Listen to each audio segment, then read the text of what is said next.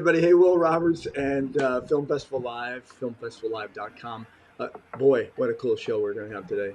Two awesome guests. But let me tell you something. First of all, I was listening to that music in the beginning, and I got to be honest with you. I love that. A friend of mine picked out that cut from one of our buyout musics, but I kind of like it because to me, I came from the south side of Chicago, and my favorite band, I'm just going to tell this to everybody, and I saw that they're actually starting to do a music video, is Earth, Wind, and Fire. By far. The Earth, Wind, and Fire, I grew up with Earth, Wind, and Fire. I just, every beat, and someday I'll tell you the story that if you know that I used to be a professional clown, you know that I Ellen show and I pop and lock and break dance. But one thing I'll tell you is that I used to use a lot of in the '90s. I had a friend of mine who was a DJ Easy Cut. Anyway, and he would create beats for Death Row Records, if you know Death Row Records. Anyway, and so I created back in the '90s. I was a professional clown and doing all my stuff, and I was wearing cross-color pants. Many of you who are 20 and under are going, I don't know what Will's talking about. Do your homework. Go on Google. Anyway, but I did that. Was like I was traveling the fair circuit. I was being a clown, but I was also a hip hop clown. You would never know. But I'll show you a clip before we get going. I'll show you something that you should see, and you'll understand this. But I wound up producing a rap album with a good friend of mine, DJ Easy Cut, who was like the shit. And so a lot of the beats, I'd be like, hey, do me a favor, sample in, whatever, Serpentine Fire, whatever. So if you did it right back in the '90s, you could do it and you wouldn't get sued. And created a whole album. And this wasn't an album where I was going, I'm a clown from your town. I was doing, because I was a professional actor and someone that does a lot of voiceovers, I was actually rapping and imitating a Dre voice. You know who Dre is? Don't? Holy God. Anyway, so the bottom line is that I did this whole album. It was kind of like, anyway, someday I'll see if I can find it. But let me just show you something really quickly. If you know and you haven't seen this, every opportunity as an actor, LA, Chicago, Atlanta, across the globe, you got to get out there and do whatever you can. So I got a call one day, and they said to me, I submitted for something online, and it was for the Ellen show. And they go, we need someone who can dance. Oh, okay. So I sent them one of my Instagram things, whatever. Maybe I was doing a shuffle, not sure. Anyway, and they went, oh, awesome, you're booked.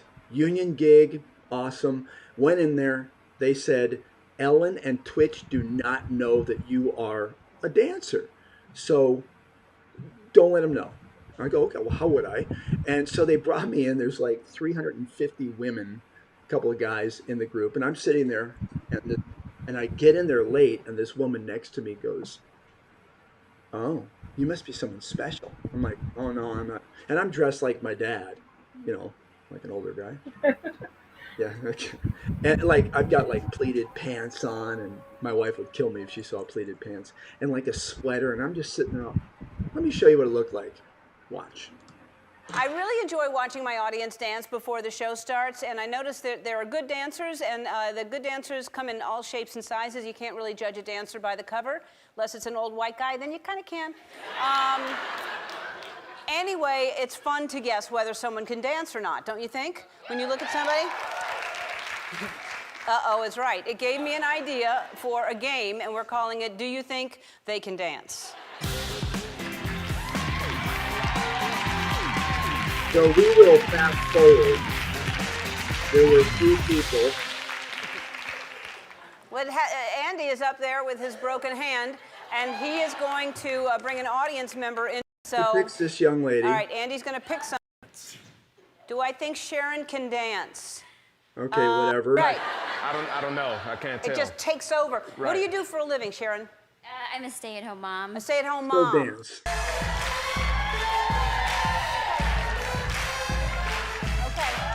Yeah. Right. I'll tell you something. Yeah. I personally think that you have rhythm and you can dance. You shouldn't have tried the floss. Yeah. That's when you lost me, That because backhand Okay. It was. Next guy. Yeah. Dance like no one's watching. Right, exactly, yeah. But we were watching this No, a lot time. of people are Andy. There we go. Ellen, I'm with. Will.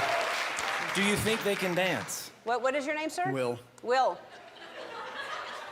Look at Will's confidence level. Yeah. Who are you here with, Will? Myself. You came by yourself? Yeah, I think you're cool. Wow. That's right. That's good. I think Will can do anything he wants to do. Yeah. There you go. There you What go. do you think about Will? Be honest. I think I don't know. I'm not sure. What do you do, Will? IT, computers. IT computers.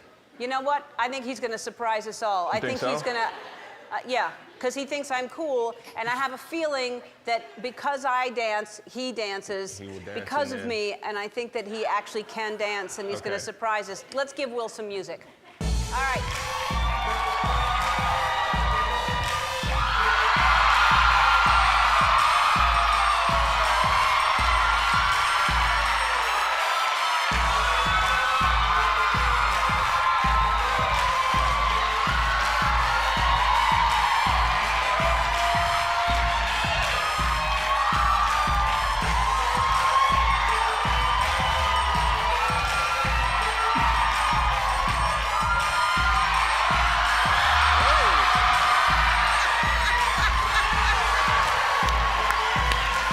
All right, enough of that, or enough of that. Anyway, so every opportunity you can learn skills. I say this all the time to you actors.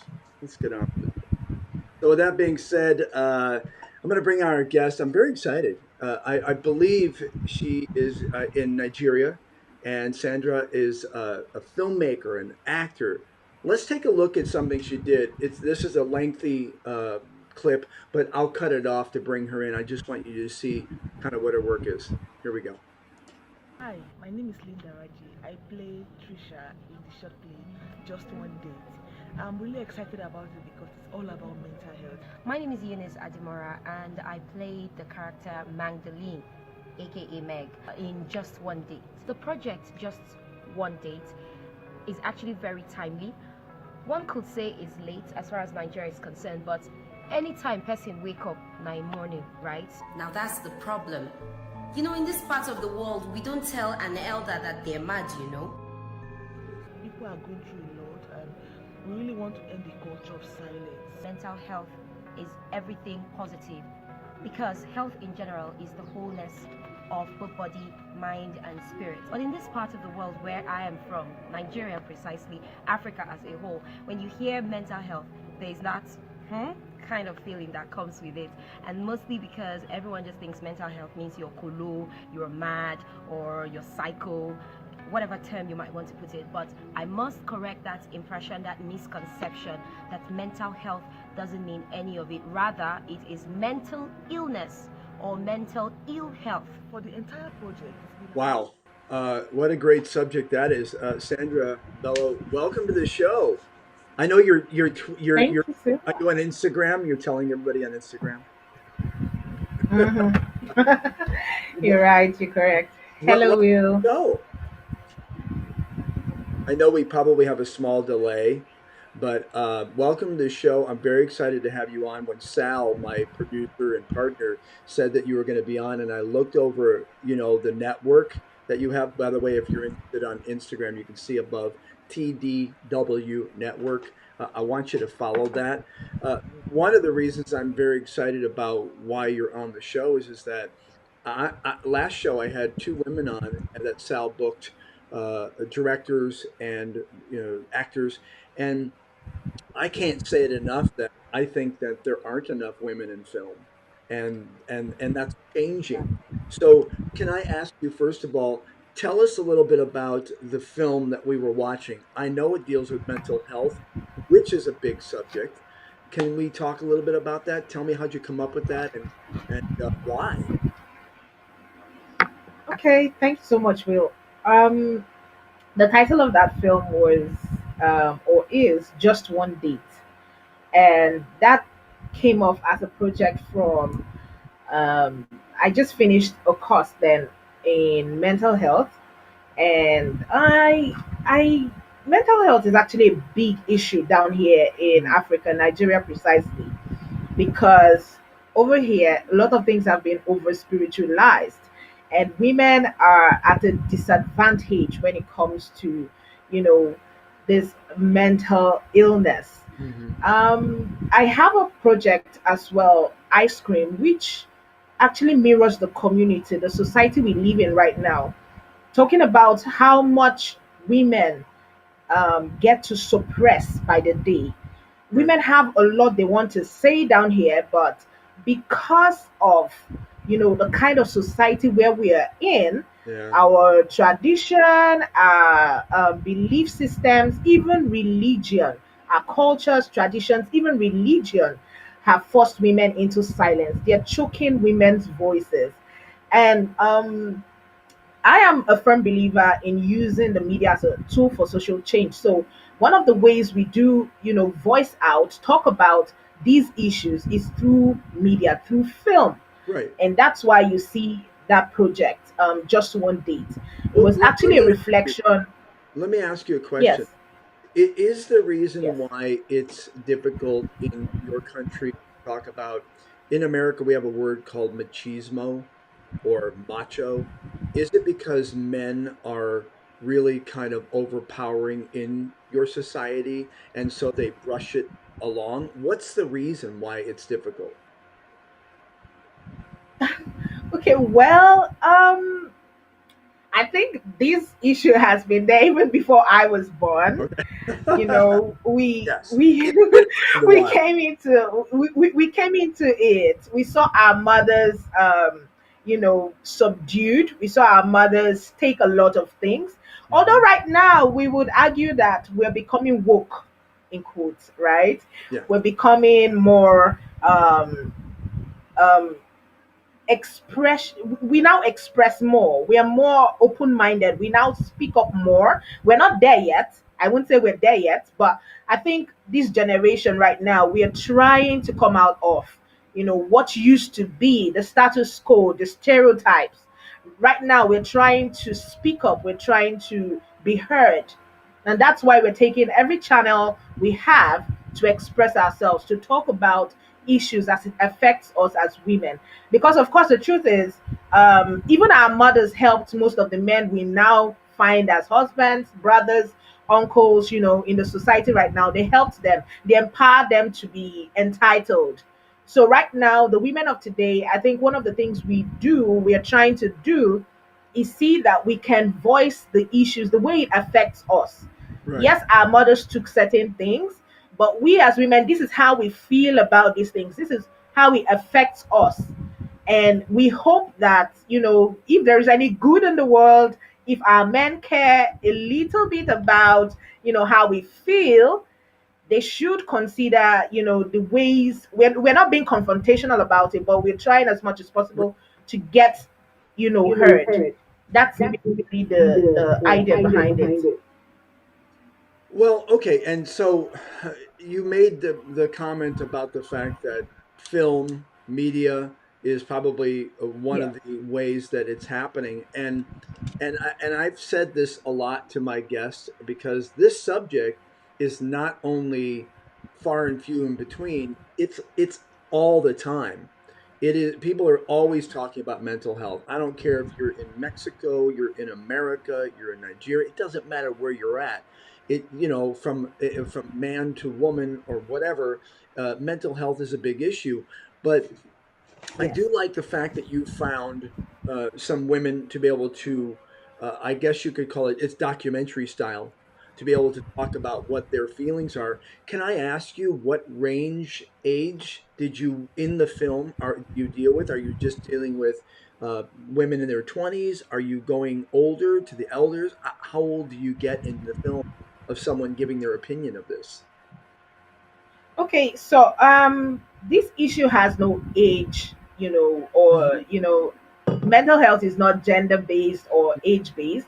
But being a women's organization, the Different Women Network is focused on empowering the woman mentally and financially. This comes from probably my backstory. Okay, so as a secondary survivor of domestic violence, I understand deeply what it means to live in a house where you watch your mother being beaten, battered, you have to nurse an injury, and all. So, as a child, it messed with my psychic. Yeah. And growing up, it made me decide that I wasn't going to be silent about it. And Good. thank God I had to study theater and media arts. So I'm a professional theater and media artist. So one of the things that I do right now is help women get an opportunity to express, find a channel for expression. We need to speak up. Part of the process for me was being able to tell my story. I think that was what helped me to heal, and that was how I founded my page on Instagram, the Different Woman page. I started by sharing my story, and I believe that there is so much power in the media, and if we're able to tap into this power as women, I think we will be able to do a lot of good. Yeah. So coming to your question about the age range, I suffered I suffered, the domestic violence, domestic abuse from when I was a child. So right now we're targeting young girls from as little as 16 years old. Wow. Yes, I know that's not little, but I think that's when self-awareness comes to bear. Oh yeah. A lot of girls are now asking questions: why this, why that, is this how it's supposed to be? Right. And we're looking at women ages 45 and above, or from 16 and above. Basically, that's what we're looking at, up till 45 at least. We Right. hope that we will be able to you know communicate better to these age ranges. It really is. I do commend you because I have to tell you that we did say there's no gender. There's no, it's not male, it's not female, it's both, it's Yeah. everybody, and anything else that exists. And again, when I grew up in the south side of Chicago, my mom was married 4 times. They were all alcoholics. Let me tell you that the word belt to me scared me because I knew something was going to happen. So the point I'm trying to make is that we are sharing the same. And when you're right, you grow up and you go, how do you express this? Well, if you don't work on it, you express it in your relationships. Express Mm-hmm. success or lack Yes. thereof. You can become a Yes. victim. And so I commend you because doing a film like this and focusing your work on whether it's male or female is a wonderful thing because you know as well as I know this ain't an easy thing to deal with. And I At have two all. other brothers. One of them passed away at 57 because he was just so overweight and he had diabetes, and the other one is just a basket case and can't really talk to people. I don't know how it worked out, but I came out okay. And but it's constant reminder to me because I don't want to blame. I used to blame people who were rich because I had nothing, and I used to blame. You know what I'm talking about. So Yes. healing Yes. and doing this film is a tremendous thing, and you should feel very happy Yes. about and very proud of what you're doing because it is extremely important Yes. work. Yes. Aside the fact that I do film, aside the fact that I use film to share my message, I realized that recently, I think globally, we can agree that since the rise of the pandemic, a lot of women have taken, this pandemic has really aggravated the suffering of a lot of women. And recently, early this year, I co-founded African Women Mobile International Film Festival as well, because I want more women to come out, be bold enough to share their stories of hurt. We should get to celebrate their stories of healing as well. These are some of the areas, I told you when I started that the reason I founded the Different Woman Network was to empower women mentally and also financially. This comes from my backstory. But we know that since the pandemic, we now face the lockdown, Oh, issues that we used to try to, talk about and treat in the society. yeah, Right now, it seems like it's been amplified, right? The yeah, rise of abuse, is now, it's rampant in our society, and that's one Drinking. of the reasons. Yes, and women have been forced back to silence. Some women used to avoid, confronting these issues by probably running to work, but now that we have to work remotely, it's taking a toll on a lot of women. So early this year, together with a partner of mine, we founded the African Women International Film Festival, an opportunity to promote female centric stories to the world. Fantastic. Unfortunately, guess what? When Oh, we launched, we had more men sharing the stories of women. We had more male entries, you right? know And what? it was That's not it it. But that, defeated the idea behind starting, because basically I wanted more women to come out to share their stories, right? We had TikTok, we had different social media. Now everyone is online. The easiest thing to do is to make a video. So yeah. I found it. I was really enthusiastic. I was like, yeah, women are going to come and share their stories. But the first 1 month of, opening up to, the festival, and we had more males telling their stories, female stories, it called for a drastic action. So in March, we organized a film workshop for women, and we trained over 30 women, Oh, fantastic. to use the most accessible tool to them, their mobile devices, to tell stories, to tell their stories, yes. Yeah. And that's how African Women Mobile International Film Festival has come about. And it's going to be happening from the 17th to the 20th of November. We November. have over 600 submissions now. Wow. Yes, 2021. Yes, Wow. and That's from 63 congratulations. That's countries. awesome. Yes. That is And amazing. it's been a beautiful one, because I look forward to the stories that women are going to share. We really need to promote more stories, for to edify the community, to share about the struggles, celebrate women in our communities, ordinary women doing extraordinary things. We need to talk about it. We need to share about it. There are women around you who are doing so much, Yeah. yet disregarded or not really given that much credit. So we really need to celebrate them. They could be your mom, your Yeah. sister, your aunt, Doesn't your matter. wife. We need to celebrate these women around us. We're really doing so much. And um, mental illnesses are real.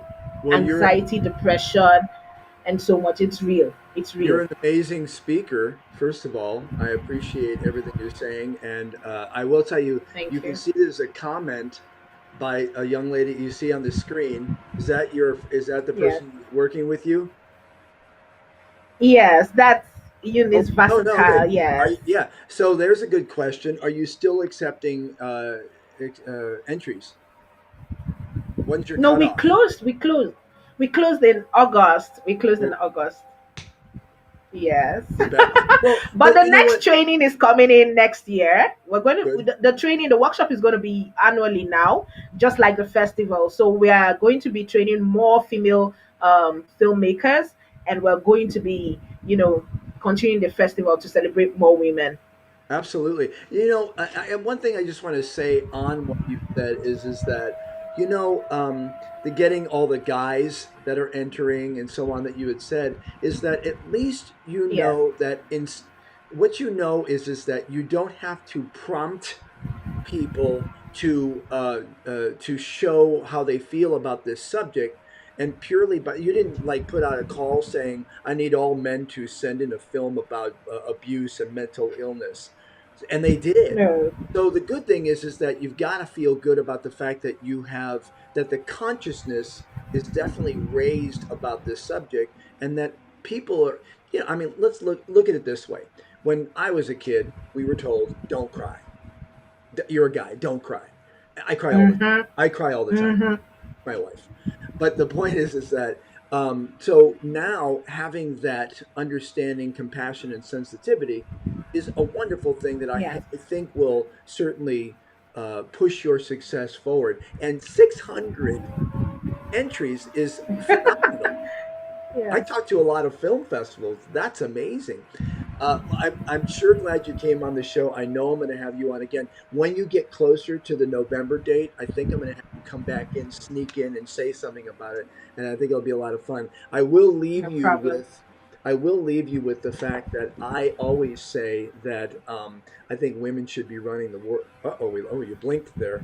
Uh, I believe that women should be running the world. I came up with a phrase. I've been a humorist for Yeah. a long time, and my phrase was, behind every great man is a woman in front of him with his car keys and directions so he doesn't get lost. Wow, Because that's a great one, Will. That's a great one. without my wife, I'd be walking into walls. And if she knew I was dressed Mm. like this now, she'd kill me. Anyway, bottom line is that like, Yeah. don't wear that with this. Anyway, point is that I Uh, really we appreciate having we you. didn't talk about we didn't talk about whispers. I don't know Yeah, if that please, snuck in there. Yeah. please. Okay. So whispers is a new web series that we're working on right now Oh, good. on the Different Women Network. Yes. It's still mental awareness focused, but it's connecting five female strangers to a particular sport. So we want to use this particular series to spotlight. It's going to be an interactive one, right? And it will be running on my YouTube channel, youtube.com/slash the different woman.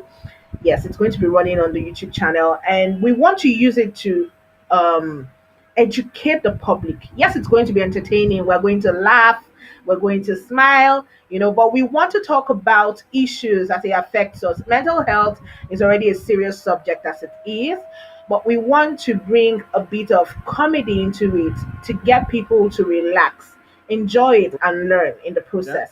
So we're going to be showcasing the life of five female strangers connected by this sport. Unfortunately, oh, not unfortunately, we already have the pilot. We just shot the pilot Oh, basically, and it's for promotional purposes. It's for promotional purposes. We're trying to get more support from people like you, our friends, family, everyone around to come rally around us and help us, get the project up and moving. good. Right. I know it's going to benefit a lot of us, especially our community down here. It's women, it's female focused, and it's going to be telling the stories of women as well. So that's what we're really looking to do to get more women to be aware of their mental health Yeah. wherever they are. Take a break if you need to you know men, we want to get more men to be supportive of the women in their lives, show them ways they can be supportive, because most times when we have this conversation, men will be like, what can I do? I was there with her, I stayed there. What can I do? So we want to show you what you can do through this series as well. Well, I will tell you this, that when you get off the air, I'm going to have Sal get a hold of you because, we have filmfestivallive.com, and I've got, Okay. A YouTube channel that's got 10, 11,000.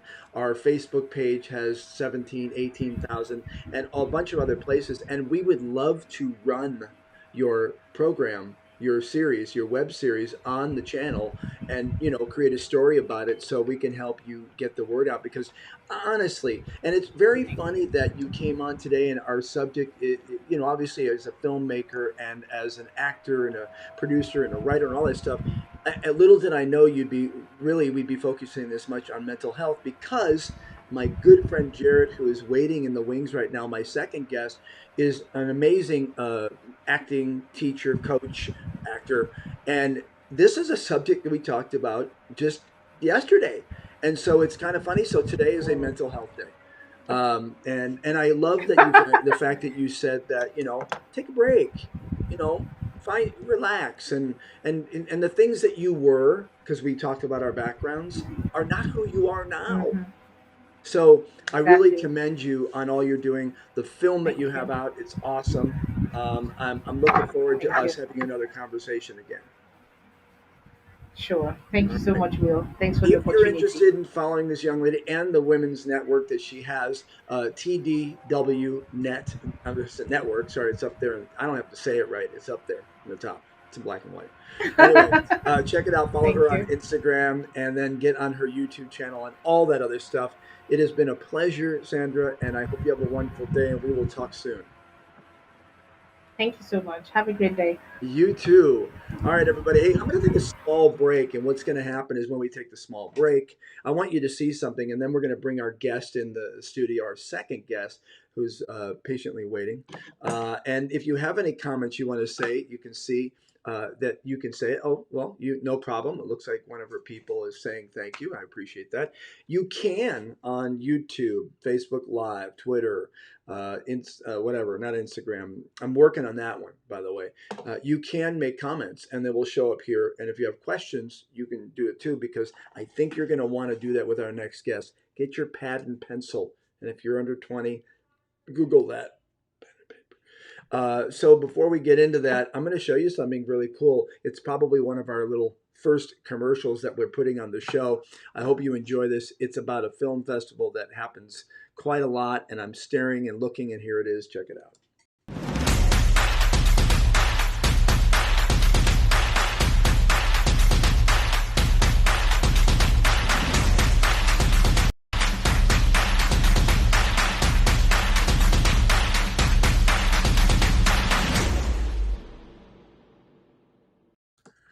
All right, welcome back to the show. And if you're interested, you can check that out. And because we have, this is kind of a shocking number. There are like 10,000 plus film festivals. I mean, if you want a film festival where you just shoot your coffee mug, I think they have it. They have film festivals for literally everything. And I hold this because I talk about this all the time. I'm kind of I'll be bold because nowadays people with Google and YouTube and Dr. Google think that they're all experts because they watch some stuff. But I'll be pretty bold and say I'm really good at producing and my self tapes and just shooting on the phone. I've got anamorphic lenses. I've got gimbals. Yeah. Anyway, but the point is that you can do this no matter who you are, where you are, what you do. You can pick up your phone. You can shoot something. And thank God to Blair Witch. You can shoot it through dirty underwear and people will actually watch it and go, wow, that's pretty artistic. You can do it. It doesn't matter. You don't have to have a red or a black magic. You'd be cool if you wanted it, but you don't have to. Before we go on, I want to do one more thing. I want to talk to the actors and say, I'll show you something at the end of this show. I've shown it before, but I want you to see it again because this week, I'm kind of calling it my seeding week. Last week I had enormous amounts of auditions because I have a strategy of getting agents around and whatever. I'll tell you that some other day. But I want to show you what I did as a marketing piece because, we're not supposed to market as actors, but I don't care. Yeah, I don't care. And I'll show you something I did in the end. But now, without further ado, I'm very excited. Very excited. I met this young man. Gee whiz. Jared, I don't even know. We'll talk about that. I think it was like a couple of years ago. Not sure. He has, and I don't know if it's okay for me to bring up that he has a memory course. Awesome memory course. And I took it and I was so amazed that it wasn't $14,000. It was very little. And it is a tremendous way to be able to get your lines down pretty quickly. And when I did his session, I was just like blown away because I was able to go into a couple of theatrical reads and I went, boom, blah, blah, blah, blah, and they're like, wow, good job. Yeah, I feel good too, which is the whole key of acting. If you feel good and you feel confident, I promise you will exceed all your expectations. So without that further ado, I'm going to show you something. It looks a little bit like this. Watch this for a couple of seconds.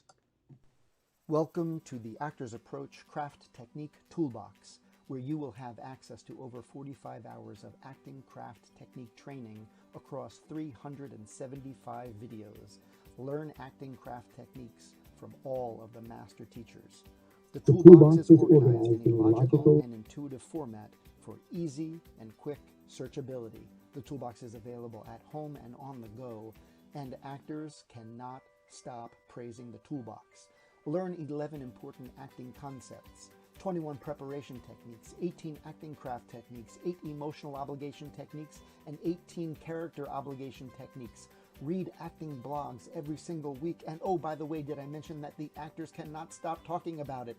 And you can connect with other Toolbox members on the message boards. Visit actorsapproach.com today. The Actors Approach Craft Technique Toolbox. Welcome to the show, Jared. Hey, how are you? Yeah, I'm good. It's been a while since I've seen your face. Yeah, And yeah, you look good.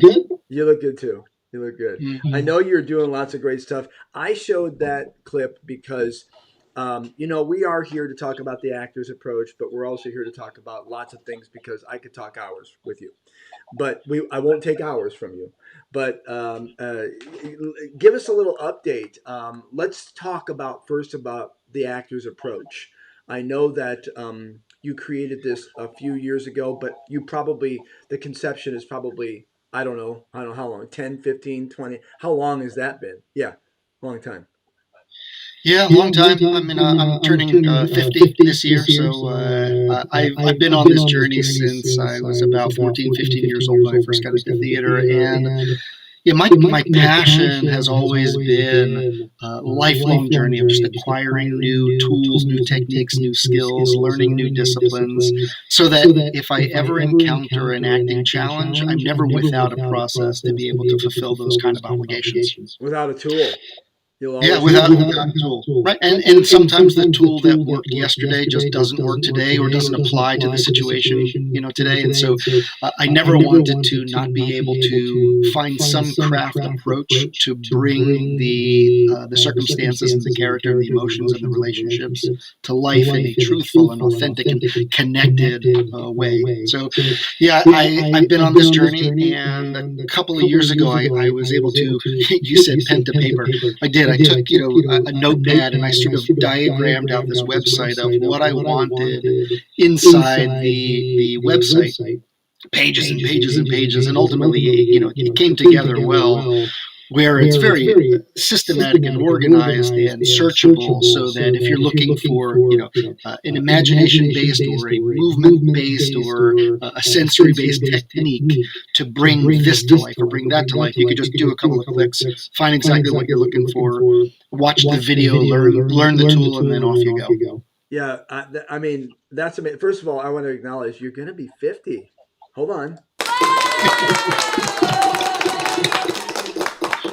Yeah, I remember that a few years ago. Can I flip it on the camera? Anyway, second of all, honestly, without a doubt, Jared, I really consider you to be sort of the Deepak Chopra of the acting world because, Thank you. and I mean that sincerely, because you are the most comprehensive. Like, if they had Jeopardy and they had like just actors Jeopardy, you're done. You would probably be the host. You'd be Alex Trebek because whenever I talk to you, and first of all, it's obvious the passion that you have. Wait a second, that up there is very blue, and it needs to be very white. Stand by so we can see the damn thing. There it is. Let's see this. Let's go there. That's the Instagram. But again, what I'm saying to you is that to have something as an actor, and not just go, well, I can't. Good case in point. I'm doing a scene for Westworld last week, and it was a homeless guy. I can't say too much, obviously. It was a homeless guy, but obviously he was a businessman. But he was on the streets. He'd gone kind of crazy, or did he? Because Westworld's about some different weird levels. But the guy had to go from like sort of insane to literally just sobbing. And honestly, after the fourth time, I'm like, son of a bitch. Where's it coming from? How can I get it? And, I used my resources. And if you didn't have resources, Actors Toolbox, you can't necessarily just pull it up from anywhere. You kind of have to just go, well, what do I do now? But you've compiled from Meisner to whatever. Yeah, you've compiled this in this app. And I think that's amazing that you've done that much work. You should have a master's in this. Just this alone. I appreciate that. Yeah, Will, in that very specific scenario, there's a wonderful application of neuro-linguistic programming, NLP, where you can program your body to become an emotion machine so that take after take after take, you can get to the emotion that you want. And I've got, it's about a 90-minute video about NLP inside the toolbox. Wonderful. The really important thing about having a specific craft technique to get you to a specific emotion is to help the director and the editor ultimately have emotional continuity. So at the beginning of the day, all your emotions are there, and you're full. And by the 10th shoot, you're emotionally drained. Yeah. Well, that becomes an incredibly challenging task for the editor to assemble the scene together. If take one, you're emotionally up here, and take two, you're here, and take three, you're here. Having a specific technique and process to get you to emotional continuity, as well as your skills for physical continuity, help the editor do his job. That's going to get you bookings. That's going to get you more bookings for sure. Yeah, and and that also obviously applies to comedy as well. Is that you can say a line and you're going, man, I get the 50th time you said it, you have to find something in there that really genuinely rises up in you, and people go, oh, it's called believability. And one of the things I deal with a lot, when I told you off the air that I was doing these Fiverr things, which is a service you can get to buy pretty much anything. I think even children. But the point is that I would get these people and they would say, what I love about you the most, and the 5 stars, is that you're real. Like I hired 6 actors and they were acting. And I'm like, well, yeah, but that's the point, is that you want someone, I hate to say it in some of these cheesy ads, you got to have someone that's being real, not going, do I look okay? Am I there? I'm they're conscious of the point is that these are skills that you will use across the board with any of the acting. Now, here's the cool thing. You have a price tag on this normally, because I remember you started, it was like $50. But now, look, I know that actors are always financially challenged until they the big job. And you mentioned this before. I am super passionate about the craft of acting. I don't do this for the money. I do this because I have to do this. And so, I made the toolbox for lifetime membership, $50. It's pennies. But during COVID, I really, I coach a lot of actors all over the world. We do it, online or on the phone or wherever. And, I'm dealing with a lot of actors over the last year. We talked about mental health on the past session. We'll get to that. We'll get to that. And because of this, I decided I'm just, look, whatever you want to pay, you pay what you can. If it's $1, great. If it's nothing, you just want a free account, great. And then if you feel I've earned some money, you go ahead, you throw me some money. But whatever you want to pay is fine. Well, and that's great, because what we're going to do is we're going to hook that up on the site and blast it everywhere so people can see it. I would prefer that people try to do something, because I know that I've done that, and the bottom line is it's the whole forward thing and all that fun stuff. But there is a sort of a sense of a commitment when you say, "Oh, I'm going to give you anything I can." I mean, whatever. And there's a commitment there. When you buy something, when you go, "Oh, I bought these." If you get them and they break, you go, "Well, I got them free. Who cares?" But so I believe, especially in this industry, there is a commitment that you have to make. You got to be careful not to get scammed in places. But when someone's saying you can get it for free, I'm pretty sure they're not going to scam you.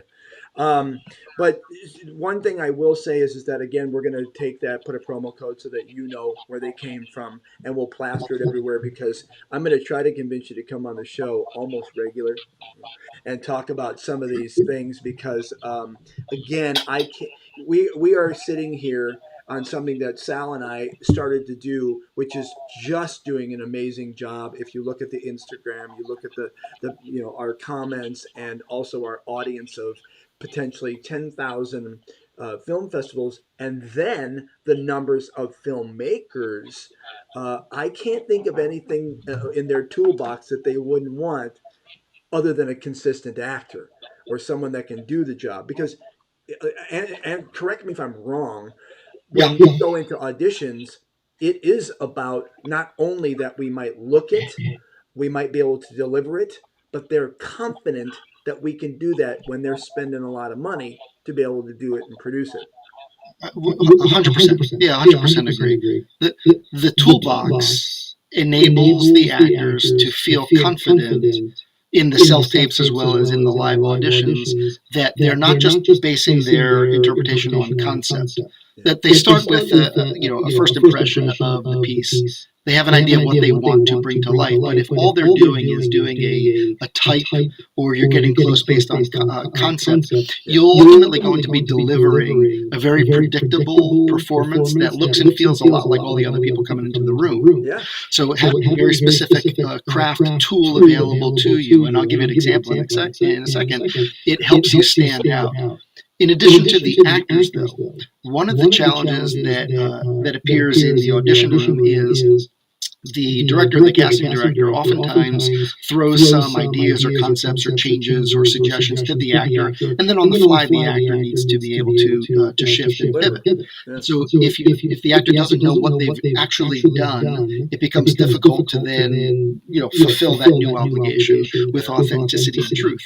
The toolbox also is for directors and casting directors to be able to learn the tools and techniques of the actor, to be able to speak in their language, to ultimately help the actor make a faster path to bringing the vision to life. Because if the casting director simply says, "Hey, I need you to tone it down a little bit. It's a little bit too much. Just bring it down a little bit." Well, what does that actually mean? Or hey, I need you to be a little bit more vulnerable. Or, I want you to be aloof or a fly on the wall. Okay, these are concepts. These are result-oriented visions. But if the casting director had the ability to empower the actor with some specific tools, not that it's necessarily always their job, the actor needs to know how to do it, but if they're speaking the same language, right, it's just going to ultimately help the casting director find the missing piece to their puzzle faster, with more confidence.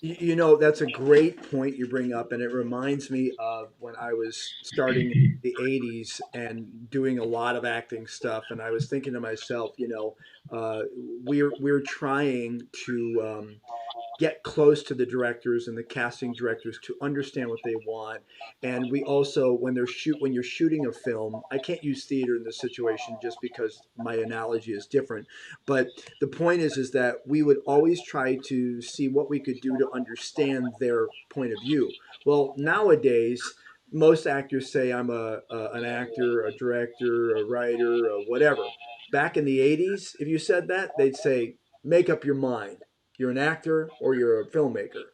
Well, the beauty of this, and I'm going to get to what you do and say, is that we now, if you're smart as an actor, because you can shoot, understand, edit, and go, I get it. I get what they're trying to get us to accomplish because I understand the other side of it.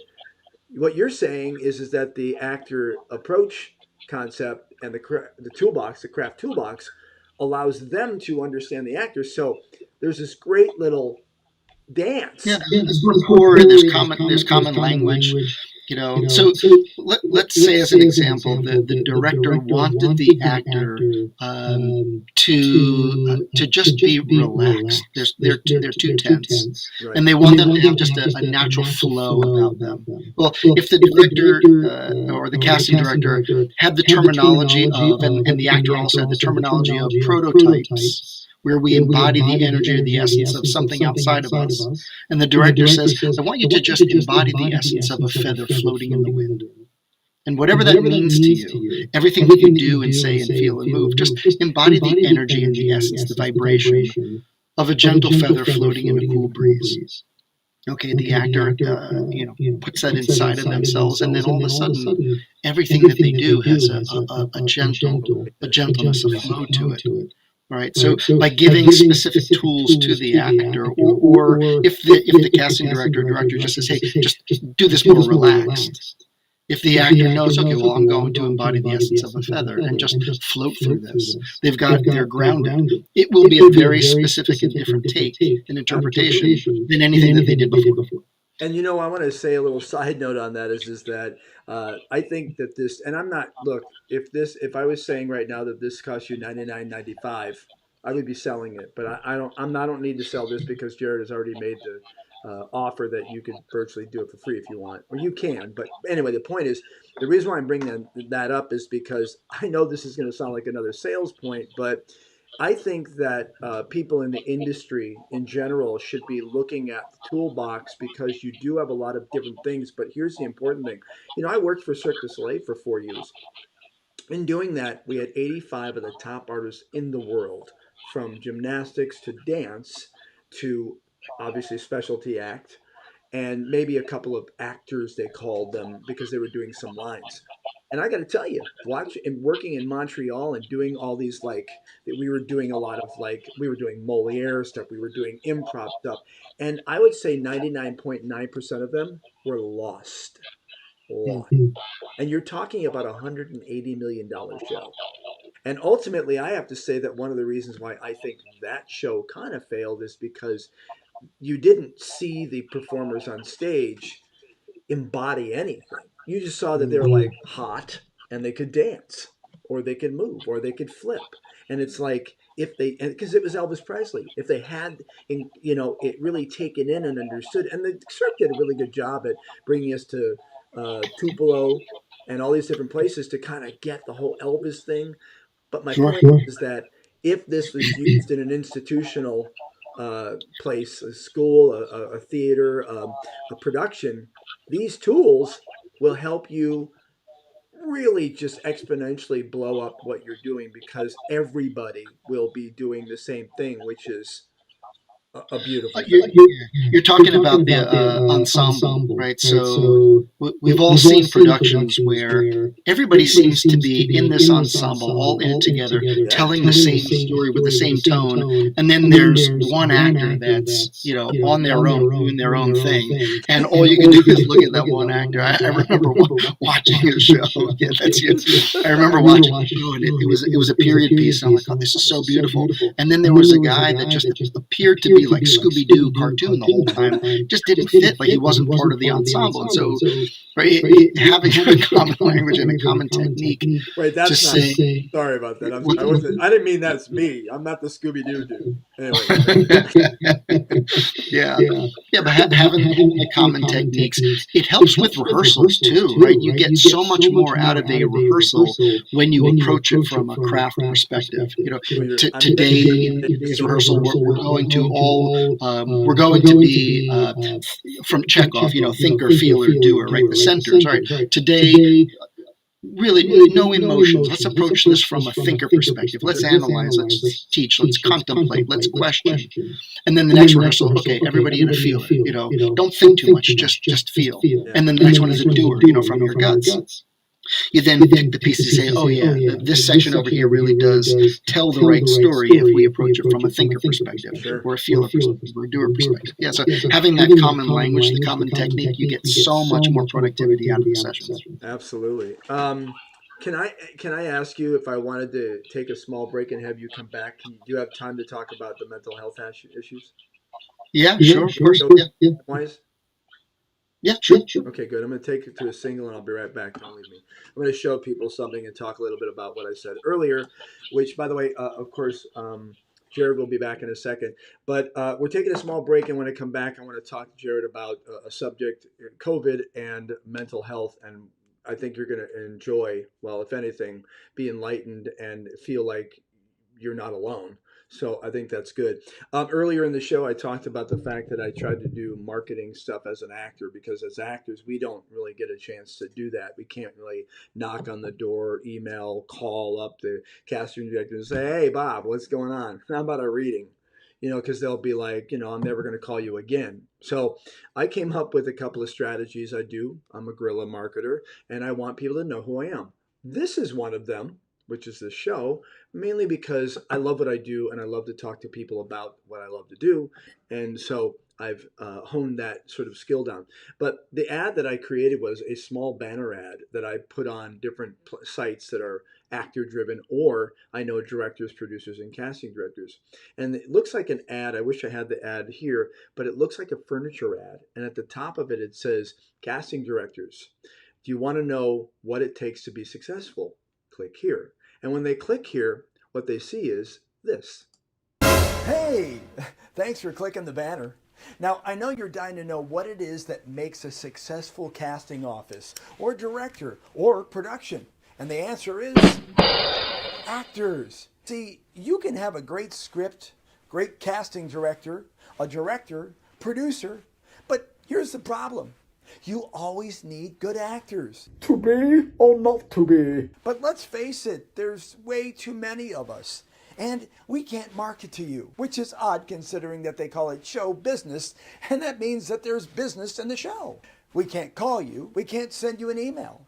We just submit to the breakdowns like the other 4,800 that submitted to you on that casting call, with no action-packed pitch letter, sales letter, and all we do is stand in line and remain quiet. Let's be honest. Lines are for Starbucks, not for careers. If I still have your attention, I want you to watch this next 46-second video. Now don't go away, because there's a quiz after this.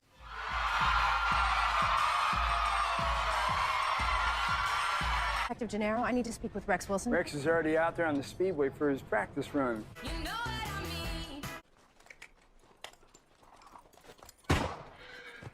Now let me see your shotgun. Here, cool it down. Just like your old man, huh? Is there a problem, soldier? I'm asking you a question, Lieutenant. Running in clown shoes. This is gonna be fun. Time! What if they need more time?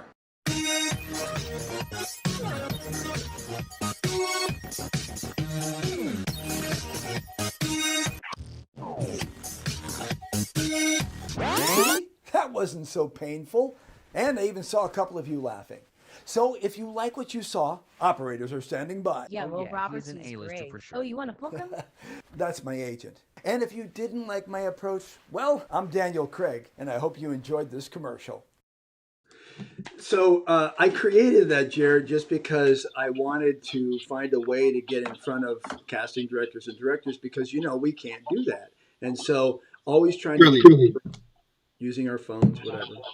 It's brilliant. Absolutely brilliant. I appreciate it. One of the things that I have always admired about you since we started talking a couple of years ago was your relentless pursuit of your career. The control that you have of just taking your career and just manifesting it. It's amazing. You should know that it's based upon the fact that I have absolutely no education and there's nowhere else for me to go. But anyway, one of my clips in there that I think is kind of funny. I worked with a gentleman that I want to say DreamWorks. It's another one. It's a Ron Howard production, but he created this really great '90s kind of a film where it was almost like the Ring or whatever. One of these weird ones with puppets and everything. And I was swinging the machetes, and I spin and everything. Well, I remember on set, I was doing that, and they go, "Yeah, well, why don't you come in here to the jail and talk and do your thing and this character?" And I'm like, "Okay." And they go, "Can you do anything with the machetes?" I go, "Yeah." I went like this and spun it, and it clipped me right here, and I have a really cool macho scar. I was bleeding all over the thing. They go, "Holy shit, Will, you're bleeding. Stop the shot." I go, "Don't stop. Keep going." They kept shooting it, but because of the audience that would be more of a Disney, they're like, "I don't think we want you bleeding." Let's just quickly, because I know I've kept you a little bit here. I really appreciate you coming on the show. Of course, Jared. Likewise. Thanks for the time to talk. It's always good. It absolutely is, and I'm gonna convince you to come back on again and help and bring maybe a spotlight on something. Maybe we can give you a segment if you're game, just because I know that your passion and your love, and like you said, you're not doing. It's like me. I don't get paid to do this. I'm doing this because I genuinely love talking about the subject. And then when I say, "Oh, if you just did this and use a teleprompter," and people go, I go, "That's what I'm looking for." And I know you well enough to know that, that's what you do. Can I ask you a question? Are you still doing the memory course? Yeah, for sure. So I wrote a book in 2010.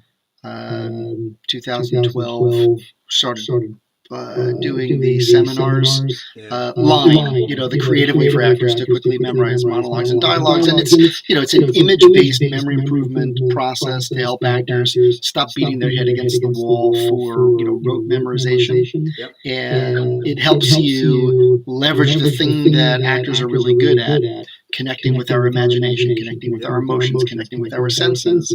And it takes the drudgery out of line memorization, homework that you do separate and distinct, and you integrate it and you weave it into the actual acting process through imagery and stories. You're actually, I mean, and I'll just say this on the side, is that when I took that with you, I went, holy God, I've been spending 40 years memorizing my lines the wrong way. And then finding out that it's the Sherlock, what do you call it? The Sherlock Holmes. The memory palace. And, and I was like, and so from then on, I've always, I moved into this new home and I'm like taking pictures of these things around my and categorying. And to the point where I actually wound up taking Ron White's like full master course and really sort of getting into that. It's work, but it's the type of work that you do. And again, with the Actors Approach Craft Toolbox, is that you do the work now, and then when you get there, people are like, effortless, real, love heavy. So Ron White is exceptional, and his training is one of the best that's ever been produced. The thing that I do is I connect the dots between traditional memory improvement tools and I apply it specifically to how we as actors function. Which is the key. And the collateral benefit of having an actual technique for line memorization as opposed to rote memorization is this. When you are performing, whether in front of a camera or on stage, and something happens where you either forget your lines or you get distracted and you're pulled out of it, rote memorization is not a craft technique that enables you to get back into the circumstances, to get back to your line. With the image-based approach that I teach, you have a path back. You have a reliable and dependable tool to get you back. If you're alone on stage and you're doing a monologue and someone's cell phone goes off and you get distracted and you don't remember where you are, you have two options. One is you can try to improv and find your way back, and that's not always easy depending upon who the playwright is. And number two is you put your head down in shame and you walk off the stage. And so with an actual technique for line memorization, should that happen to you, the collateral benefit is you can save yourself whenever that happens. Yeah. And you know what? And this is the last thing we'll say about this is that for now is that the cool thing about it is that when you do it, it blows your mind. Yeah. Simply blows your mind. You're like, oh, the horse, the thing over my bed. Holy crap, that's the line. And you're like, this is really amazing. And one thing I will say is that I talked to Ron a couple of times and I went, Ron, I want to ask your opinion because I, working with a guy named Jarrett, blah, blah, blah, blah. He goes, okay. Can you tell me what your theory is on sort of memorizing lines? He was a little confused. He used another method, but it wasn't as clear as yours.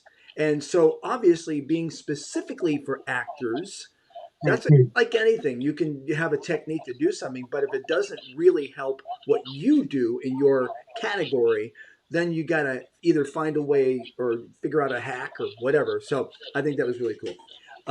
Let's move on. By the way, if you don't mind, we might try to list that on the website as well as to click and maybe schedule appointments with you or whatever, if that's possible. Sure. Yeah. Let's get into mental health.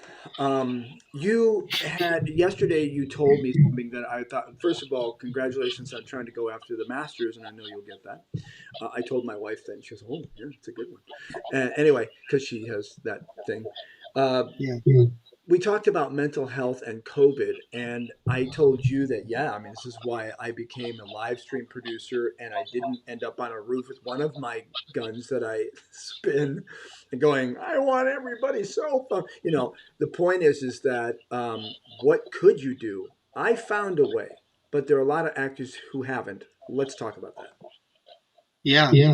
So over the last year and a half, since I've been doing a ton of Zoom-like training, I encounter more often than not, because there's so many limited opportunities for actors to be in plays, TV shows, and films over the last year and a half, that the creative outlet that they typically would use to work through stuff in their lives has been decimated. And so, I was doing a memory improvement training session a while ago with somebody, and most of the session ended up being only about the mental health issues and very little on the memory. We then, followed up with another one to do the memory. But what I encountered was time after time after time that actors, because they don't have a creative outlet to be able to work through and express what's going on inside of them from their life, that they're using real life experiences, they're in trauma, they're in turmoil, they're mentally struggling. And so I know from my experience as an acting craft teacher and coach that many of the techniques that I teach look and feel very therapeutic. And they help from a therapy perspective, but it is selfishly only for fulfilling the obligations of the script in that moment, in that scene. It is not to help them make sense of and resolve, the issues that they're experiencing in their lives. And so it's not my job. I'm not qualified to do that. And I stopped and I said, you know what? I can do more to help my fellow actors. So I made a decision. I said, I'm turning 50, but I was accepted into a master's program for clinical mental health counseling. It's a 2-year program. And I will dedicate my time and effort and energy to earning my master's degree. And then ultimately, my intention is to be of service to theater professionals, to help them in a way where I am speaking the language of the actor or the artist or the musician or the dancer, speaking their language, bringing to them counseling tools that feel comfortable to them, familiar to them, because they align with drama therapy, psychodrama, and ultimately help them not with the character and the emotions in the audition, but the issues that they're experiencing in their lives through a creative journey, creative process that feels comfortable and familiar to them, and ultimately help them function better as people, which will then serve them as actors. So I'm so excited for this journey to start. And you're about to turn 50. Raise the roof. In my own world and dealing with the COVID thing, even more importantly, really, that there was a lack, a loss of being able to be creative. Look, every day of an actor, if you're really out there, hitting it hard, even the fact that I couldn't go to LA my 3 or 4 times a week, 2.5 hours each way, or 3.5 on one, it was like, what do I do today? I mean, I knew what to do because I was just like building shit and I was like filming things and doing, but it still had a big impact on me in the sense that I needed to divert my attention and say, am I going to come out of this? Because I said this on the phone to you, and our industry has taken a hit big time with actors, because even though, let's say there's 50 million of us out there, and the ones that are serious are only 5 million. Well, out of those 5 million, a lot of them dropped off. I mean, they dropped off because they went, I can't live here anymore. I can't afford it. I'm going to my parents. You know what I mean? So those things that COVID did to us, not easy. And to be able to recover from that, we need help. And it's global. I was training an actress in India, and she needed to leave Mumbai and go back to Calcutta, where she's from. And there's nothing going on in terms of film and TV and theater in Calcutta. Things are happening in Mumbai.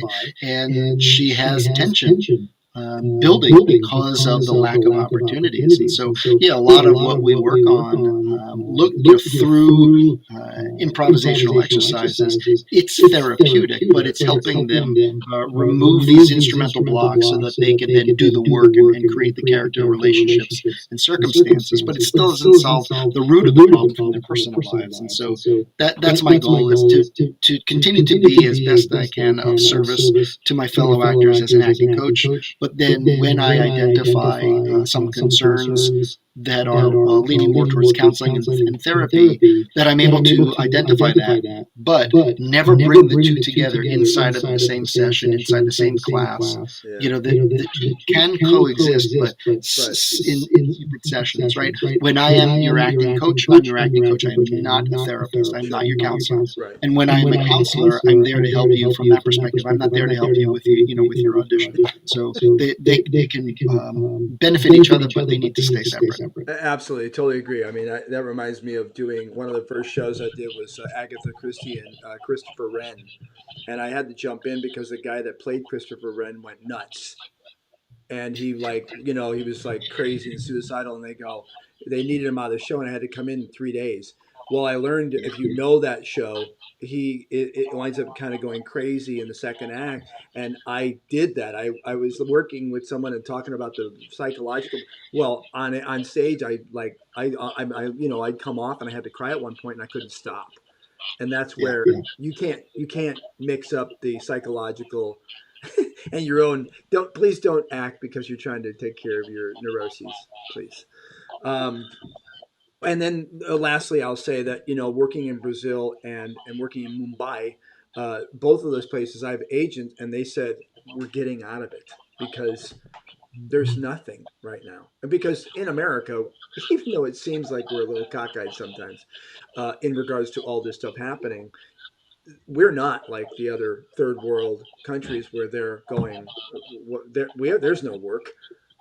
How can there be? We're like people are dying in the streets, and so it's a tough thing, and it's a subject that obviously we need. So how do you deal with that then? Like when you talk with fellow actors or casting directors, and they're jumping ship and they're getting out of it. How do you help them? How do you deal with that? What kind of effect does that have on you? I send them a Starbucks card for $10, and I say good luck, and if you need anything, let me know. I mean, the problem is that in our industry, I mean, look, Jared, this is that we're constantly rejected, and it's kind of the same way I deal with when people say you just did a really huge audition for this big commercial. We saw that, and how do you feel? I'm like, well, I don't feel anything. I'm done. It's over. I mean, at some point, you have to develop that process because if you don't, it will eat you away. And this is the worst and best industry in the world to be in right now because you can choose your own stuff. You can do your own thing. I guess the answer to your question is that I find another outlet because I have to be able to, at the end of the day, not just go, what's going on and cry in my car, which I did when I was in my 20s. You have to find a way to go, let me change the energy and focus it on this instead of on the bad parts. I think you're laughing because you probably spent the same time crying in your car. Yeah, guilty. You said hard on me. Hard on me. Anyway, you talked about being rejected. To me, it's a very simple paradigm shift that if you can wrap your mind around this, it really does help. And it's not that this is not a personal rejection.